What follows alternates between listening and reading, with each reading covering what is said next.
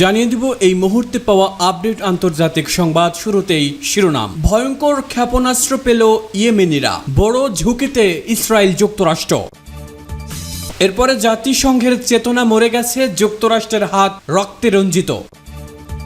এদিকে ইসরায়েল ও যুক্তরাষ্ট্রের নষ্ট চোখে নিরীহ মুসলিম নিধন ধরা না পড়লেও বিশ্ব কিন্তু ঠিকই তাকিয়ে আছে গাজার রাফা শহরের দিকে। তাই তো সামাজিক মাধ্যমেই চোখ দিলেই দেখা যাচ্ছে একটি বাক্য, অল আইজ অন রাফা। এরপরে তাদের শেষ করে দিন, ইসরায়েলি গোলার উপর লিখলেন নিকি হ্যালি। এবং সবশেষে জানিয়ে দিব রাশিয়ার উপর সম্ভাব্য পরমাণু হামলার প্রস্তুতি ন্যাটোর। সংবাদ শিরোনাম শুনছিলেন, এবারে বিস্তারিত।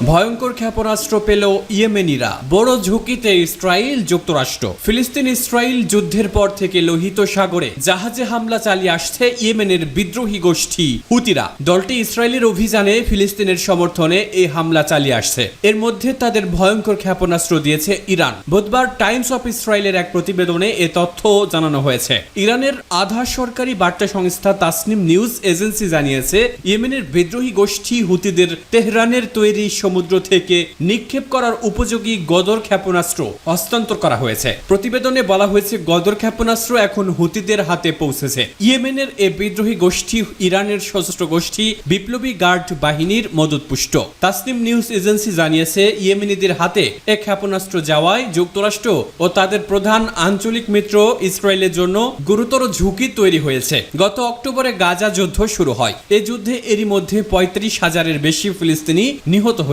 হুতিরা বলছে, গাজার ফিলিস্তিনিদের প্রতি সংহতি এবং ইসরায়েলি হামলার প্রতিবাদে তারা লোহিত সাগর ও এডেন উপসাগরে ইসরায়েল সংশ্লিষ্ট জাহাজে হামলা করে আসছে। মার্কিন সেনা সদর দপ্তরের তথ্য অনুযায়ী গত ১৯ নভেম্বর থেকে লোহিত সাগর ও এডেন উপসাগরে ৫০টিরও বেশি জাহাজে হামলা চালিয়েছে হুতিরা। তাদের হামলার ভয়ে বেশিরভাগ জাহাজ কোম্পানি গুরুত্বপূর্ণ এই দুই নৌপথ এড়িয়ে গন্তব্যে পাড়ি দিচ্ছে। এতে পরিবহন ব্যয় বেড়ে যাওয়ায় বড় ধরনের ক্ষতির মুখে পড়েছে পশ্চিমারা। হুতিদের হামলার জবাবে বেশ কয়েকটি দেশের সমন্বয়ে একটি টহল জোট গঠন করে যুক্তরাষ্ট্র।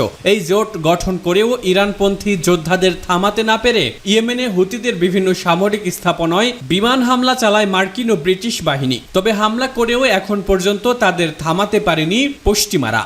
জাতিসংঘের চেতনা মরে গেছে, যুক্তরাষ্ট্রের হাত রক্তে রঞ্জিত। গাজা যুদ্ধের ভয়াবহতায় পশ্চিমা নেতা ও জাতিসংঘের তীব্র সমালোচনা করেছেন তুরস্কের প্রেসিডেন্ট রিসেপ তাইপ এরদোয়ান। তাদেরকে ইসরায়েলের চালানো নৃশংসতার সহযোগী বলে অভিহিত করেছেন তিনি। এরদোয়ান বলেন, নিরাপত্তা পালনের মাধ্যমে ইসরায়েলের ভ্যাম্পাইরিজমের সহযোগিতে পরিণত হয়েছে ইউরোপীয় সরকার প্রধানরা। বিশেষ করে যুক্তরাষ্ট্রের হাত রক্তে রঞ্জিত বলেও মন্তব্য করেন তিনি। এরদোয়ান জাতিসংঘের তীব্র সমালোচনা করে বলেন, যদি ২১ শতাব্দীতে এসে এটি গণহত্যা বন্ধ না করতে পারে তাহলে এই সংস্থার ভালো দিক কি? তিনি বলেন, জাতিসংঘ এমনকি তার নিজেদের কর্মীদেরও রক্ষা করতে পারে না। আপনি কিসের পদক্ষেপের জন্য অপেক্ষা করছেন? গাজায় জাতিসংঘের চেতনা মরে গেছে। গাজায় হামলা শুরু হওয়ার পর থেকেই ইসরায়েলের কঠোর সমালোচনা করছেন এরদোয়ান। ইসরায়েলকে একটি সন্ত্রাসী রাষ্ট্র বলেও অভিহিত করেছেন তিনি। সম্প্রতি ইসরায়েলের সঙ্গে সব ধরনের বাণিজ্য বন্ধ করেন এরদোয়ান। এদিকে গাজায় আর কোনো স্থানই এখন নিরাপদ নয়। যেসব এলাকা নিরাপদ ভেবে নিরীহ ফিলিস্তিনিরা আশ্রয় নিয়েছিল সেসব স্থানেও হামলা চালানো হচ্ছে। রাফার পশ্চিমাঞ্চলে নিরাপদ অঞ্চল হিসেবে ঘোষিত একটি তাঁবুতে হামলা চালিয়েছে ইসরায়েলি বাহিনী। এতে কমপক্ষে ২১ জন নিহত হয়েছে, এর মধ্যে ১৩ জনই নারী এবং কিশোরী। পই পই করে ইসরায়েলের খুনে নেতা বেনিয়ামিন নেতানিয়াহুকে না করা হয়েছিল গাজা উপত্যকার লাইফলাইন হিসাবে বিবেচিত রাফা শহরে অভিযান না চালাতে, কিন্তু কথা শোনেননি তিনি। মধ্যপ্রাচ্যের কসাই হিসাবে খ্যাত নেতানিয়াহু ঠিকই তার পূর্ব পরিকল্পিত অভিযান চালালেন সেখানে। রাফা শহরের শরণার্থীদের নির্দয়ভাবে হত্যা করে তিনি বলেছেন, ভুল হয়েছে, এজন্য ভূতের মুখে রাম রাম। ইসরায়েলি গোলায় প্রতিদিন যখন ডজন ডজন ফিলিস্তিন নাগরিকের প্রাণ কেড়ে নিচ্ছে, তখন ঘাতকদের সবচেয়ে বড় দোসর যুক্তরাষ্ট্র বলছে ইসরায়েলের রাফা অভিযান সীমা লঙ্ঘন করেনি। হোয়াইট হাউসের মুখপাত্র জন কির্বির এমন মন্তব্যে অবাক তাকিয়ে পৃথিবী। অথচ রাফাতে অভিযান না চালানোর জন্য ইসরায়েলকে চাপ দিয়ে যাচ্ছিল দেশটি। একেই মনে হয় বলে মাছের মায়ের পুত্র শোক। তবে ইসরায়েল ও যুক্তরাষ্ট্রের নষ্ট চোখে নিরীহ মুসলিম নিধন ধরা না পড়লেও বিশ্ব কিন্তু ঠিকই তাকিয়ে আছে গাজার রাফা শহরের দিকে। তাই তো সামাজিক মাধ্যমেই চোখ দিলেই দেখা যাচ্ছে একটি বাক্য, অল আইজ অন রাফা, অর্থাৎ সবার চোখ রাফাতে। বিশ্বের নানা প্রান্তের মানুষ রাফাতে আশ্রয় নেওয়া ফিলিস্তিনিদের সমর্থনে যে পোস্ট করছে সেখানে আছে অল আইজ অন রাফা। রোববার রাতে দক্ষিণ গাজার রাফা শহরে শরণার্থী শিবিরে ইসরায়েলি মিসাইলে নিহত হন ৪৫ জন। মৃতদের মধ্যে রয়েছে শিশুরাও। এ হামলার পর নেতানিয়াহুর সুর চড়িয়ে বলেছেন এটা দুঃখজনক ভুল। শুরুতে ইহুদি সেনা দাবি করেছিল